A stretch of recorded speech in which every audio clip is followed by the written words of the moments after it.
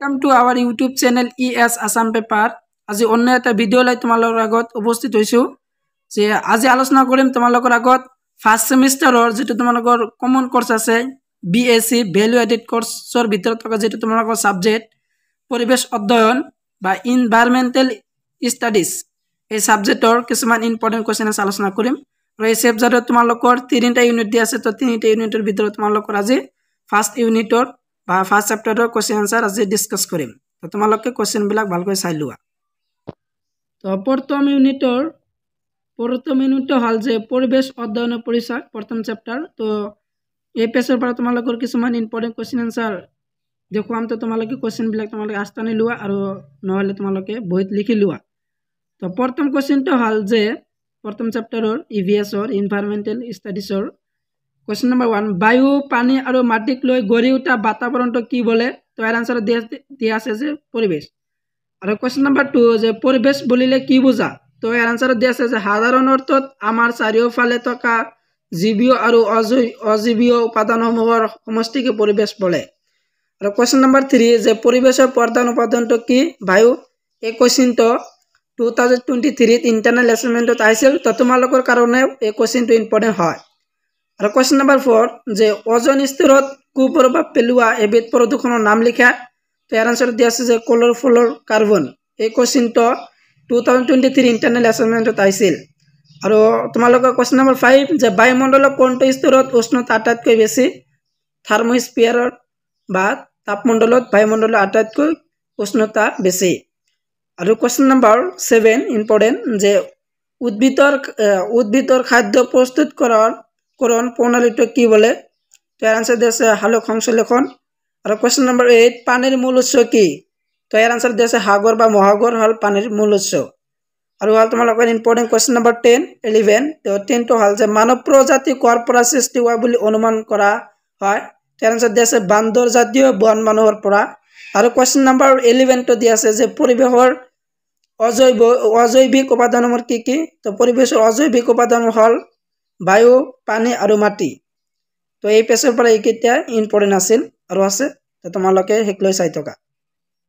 আৰু হল তোমালোকে page number 6 তো পেজ নাম্বাৰ 6 ৰ কোন কেইটা ইম্পৰ্টেন্ট তো তোমালোকে হেকিনে তোমালোকে চাই লোৱা তো কোৱেশ্চন নাম্বাৰ 14 তো তোমালোকৰ কাৰণে ইম্পৰ্টেন্ট যে পৰিবেশৰ ভাৰসাম্য কেনেদৰে চলি আছে তো এৰ আনসাৰটো তোমালোকে চাই লোৱা যে পৰিবেশৰ ভাৰসাম্য কেনেদৰে চলি আছে এটো ইম্পৰ্টেন্ট হয় তোমালোকৰ ফাইনাল এক্সামিনেশনৰ কাৰণে বা ইন্টাৰনেট এছাইনমেন্টৰ কাৰণে 2024 ৰ আৰু আছে তোমালোকৰ নেক্সট কোৱেশ্চন 16 যে হিউমাস কি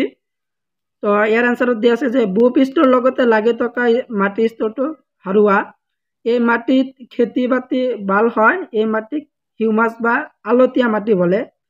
আৰু কোৱেশ্চন নাম্বাৰ 17 যে মাটিৰ গুণাগুণ ৰক্ষা কৰাটো কি প্ৰয়োজন তো এৰ আনসাৰ কিনে তোমৰা চাই লোৱা যে প্ৰকৃতিৰ এক অমূল্য সম্পদ হল মাটি দূষিত হলে পৰিবেশত বিৰূপ প্ৰভাৱ পৰে সেয়েহে মাটিৰ গুণাগুণ ৰক্ষা কৰাটো আমাৰ কৰ্তব্য সম্পদ কি তো এৰ আনসাৰটো তোমালোকে চাই লোৱা যে জীৱনৰ বাবে আৱশ্যক হোৱা পদাৰ্থৰ বৰালেই হল সম্পদ কোনো নিৰ্দিষ্ট উৎসৰ পৰা মানুহৰ প্ৰয়োজনত ব্যৱহাৰ কৰিব পৰা সামগ্ৰীসমূহকে সম্পদ বলা হয় আৰু কোৱেশ্চন নাম্বাৰ 19 যে প্ৰাকৃতিক সম্পদ বুলিলে কি বুজা তো এৰ আনসাৰটো চাই লোৱা তোমালোকে চাই লবা কোৱেশ্চন নাম্বাৰ 20 প্ৰাকৃতিক সম্পদসমূহ কি কি এইটো তোমালোকে চাই লবা যেটো তোমালোকে দি আছো তো তোমালোকে 6 নম্বৰ পেজৰ এইখিনি আছিল ইম্পৰ্টেন্ট তো তোমালোকে এবিলাক আস্তানি লোৱা আৰু আছে সেই পৃষ্ঠাখিনি তোমালোকে চাই থকা আৰু হল তোমালোকৰ পিছৰ পেজ নাম্বাৰ 7 তো 7 নম্বৰ পেজৰ কোন কেইটা ইম্পৰ্টেন্ট হেতো হেকিটা তোমালোকে ভালকৈ চাই লোৱা তো কোৱেশ্চন নাম্বাৰ 23 ইম্পৰ্টেন্ট যে নৱীকৰণযোগ্য সম্পদৰ দুটা উদাহৰণ দিয়া ভেৰি ভেৰি ইম্পৰ্টেন্ট যে বনাঞ্চল আৰু আছে তোমালোকৰ জলবিদ্যুৎ আৰু আছে তোমালোকৰ 24 যে অনৱীকৰণযোগ্য সম্পদৰ দুটা উদাহৰণ দিয়া কয়লা আৰু পেট্ৰলিয়াম এই আছে তোমালোকৰ অনৱীকৰণযোগ্য সম্পদৰ দুটা উদাহৰণ আৰু 25 কোৱেশ্চন নাম্বাৰ যে মাটি সংৰক্ষণ মূল উদ্দেশ্য দুটা কি কি তো এৰ আনসাৰ দিয়া আছে মাটিৰ ক্ষয় ৰোধ কৰা আৰু মাটিৰ উৰ্বৰতা ৰক্ষা কৰা আৰু কোৱেশ্চন নাম্বাৰ 26 পানী কি কি অৱস্থাত পোৱা যায় যে গোটা জলীয় আৰু গেছীয় অৱস্থাত পানী পোৱা যায় আৰু কোৱেশ্চন নাম্বাৰ 28 যে পৃথিৱী পৃষ্ঠৰ কিমান অংশ অৰণ্যৰে আবৃত তো এৰ আনসাৰ দিয়া আছে যে 1/3 আৰু question number 29 very very important অত্যন্ত গুৰুত্বপূৰ্ণ হয় যে এবিধকৈ লুপ্ত প্ৰায় প্ৰাণী আৰু উদ্ভিদৰ উদাহৰণ দিয়া তো প্ৰাণী হ'ল যে গ্ৰেট ইণ্ডিয়ান ৱাস্পলিট আৰু উদ্ভিদ আছিল তোমালোকৰ মিচিমি তিতা আছিল তোমালোকৰ লুপ্ত প্ৰাণী আৰু উদ্ভিদৰ উদাহৰণ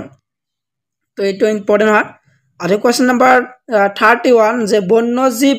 নৱীকৰণযোগ্য সম্পদ হয়নে তো ইয়াৰ আনসাৰ যে হয় বন্যজীৱ নৱীকৰণযোগ্য সম্পদ হয় আৰু আছে তোমালোকৰ এই পিছৰ ইম্পৰ্টেণ্ট কোশ্চিন তো এই পিছৰ এক কোশ্চিনটো হ'ল ইম্পৰ্টেণ্ট যে কুৱেশ্যন নম্বৰ 33 জীৱমণ্ডল সংৰক্ষিত অঞ্চলৰ ভাগ তিনিটা কি কি তাৰ আনসাৰ দিয়া আছে গভীৰ অঞ্চল বাফাৰ অঞ্চল আৰু পৰিচালিত অঞ্চল এই তিনিটা আছে তোমালোকৰ জীৱমণ্ডলৰ সংৰক্ষিত অঞ্চলৰ ভাগ তো এই পেজৰ এইকেইটা ইম্পৰ্টেণ্ট আছিল আৰু আছে তো নেক্সট পেজ লৈ তোমালোকে চাই থকা তো নেক্সট পেজ নম্বৰ 8 তো পেজ নম্বৰ 8 এর ইম্পর্টেন্ট কোশ্চেন নাম্বার প্রথম কোশ্চেনটা হল যে 37 পরিবেশ বিনষ্ট হলে বা পরিবেশ পরিধিগত হলে কোনো এটা পৰিস্থিতিতন্ত্ৰ থকা জীৱসমূহৰ ওপৰত কেনেকুৱা প্ৰভাৱ পৰে তো ইয়াৰ আনসাৰ দিছে প্ৰতিকূল প্ৰভাৱ পৰে আৰু তোমালোকে ইম্পৰ্টেন্ট কোশ্চেন নম্বৰ 39 বনাঞ্চল ধ্বংসৰ ফলত পৰিবেশত কেনেকুৱা প্ৰভাৱ পৰে তো ইয়াৰ আনসাৰ দিয়া আছে বৰষুণৰ পৰিমাণ হ্ৰাস হয় বায়ুমণ্ডলৰ গড় উষ্ণতা বৃদ্ধি হয় মাটিৰ উৰ্বৰতা শক্তি হ্ৰাস হয় ভূমি স্খলনৰ পৰিমাণ বৃদ্ধি হয় বানপানীৰ আদিকৈ বেছি হয় ইত্যাদি আৰু কোশ্চেন নম্বৰ 40 যে তিনিটা লুপ্ত বা বিলুপ্তি প্ৰজাতিৰ চৰাইৰ নাম লিখা তো এৰ আনসাৰ দিয়া আছে যে প্ৰথমটা হল যে মাৰিসাস দ্বীপেৰ ডট চৰাই আমেৰিকাৰ পৰিভ্ৰমী চৰাই আৰু 3 নম্বৰ দিয়া আছে আটলান্টিক মহাসাগৰৰ ৱৰ্ক চৰাই এই তিনিটা আছিল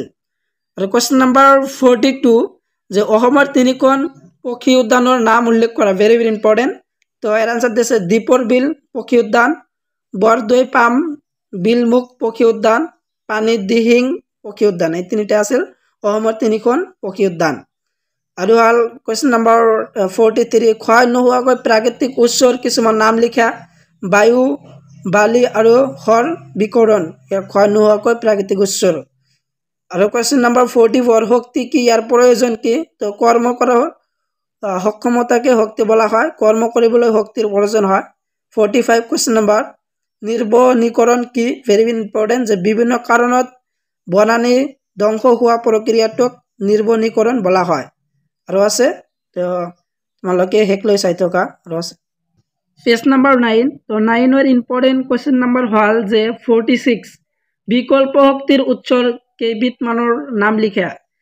তো প্ৰথমত দিয়া আছে বায়ুকুল সৌৰচাকি বিজুলী শক্তি চুম্বক শক্তি আদি ইয়া আছিল বিকল্প শক্তি উৎসৰ কেইবিধ মানৰ নাম আৰু হাল তোমালোকৰ important question number 49 page number 9 তো 49 কোশ্চেনটো হল যে সামূহিক সম্পদ কি তো এর আনসার দিয়া আছে সামূহিক সম্পদ বুলিলে তেনে সম্পদ ৰাজিক বুজায় যিখনিৰ ওপৰত ব্যক্তি বিশেষৰ পৰিৱৰ্তে সমাজৰ বাবে সম্প্ৰদায়ৰ অধিকাৰ থাকে যেনে উদ্যান নদী আদি আৰু কোশ্চেন নম্বৰ 50 সামূহিক সম্পদৰ দুটা উদাহৰণ দিয়া পৃথিৱীৰ জলবায়ু আৰু এণ্টাৰ্কটিকা মহাদেশ কি আছিল সামূহিক উৎপাদন সম্পদৰ দুটা উদাহৰণ আৰু আছে তোমালোকে 51 শুদ্ধ উত্তৰটো বাছি ওলোৱা এই দুটা আছে তোমালোকে দুটা চাই ল'বা আৰু তোমালোকৰ 52 আজিৰ ভিডিঅ'ৰ শেষৰ কোশ্চেন তো 52 হল যে খালি টাইপ পূৰণ কৰা তো খালি টাইপ পূৰণ কৰা কিন্তু তোমালোকে পাঁচটা দি আছে পাঁচটা ইম্পৰ্টেন্ট পাঁচটা তোমালোকে ভালকৈ চাই ল'বা তো আজিৰ ভিডিঅ' এখানে আছিল সম্পূৰ্ণ ভিডিঅ' চাই থকাৰ বাবে তোমালোক সকলোকে ধন্যবাদ